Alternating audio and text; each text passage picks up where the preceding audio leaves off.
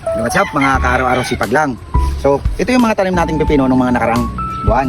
So marami din tayong naani at marami din tayong naibenta, marami din tayong napagbigyan. So ngayon naisip ko dahil maganda naman yung nagawa kong balag, may katibayan din ito, naisip ko na pipino ulit yung itanim sa kanya dito. At the same time, mas maraming maani, mas maganda.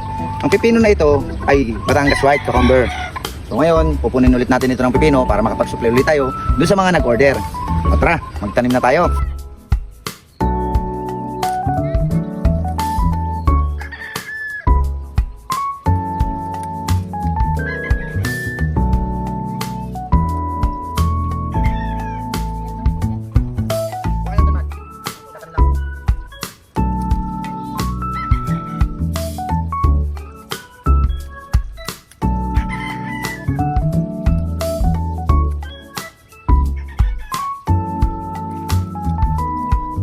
Na, tapos na tayo magtanim ng pepino.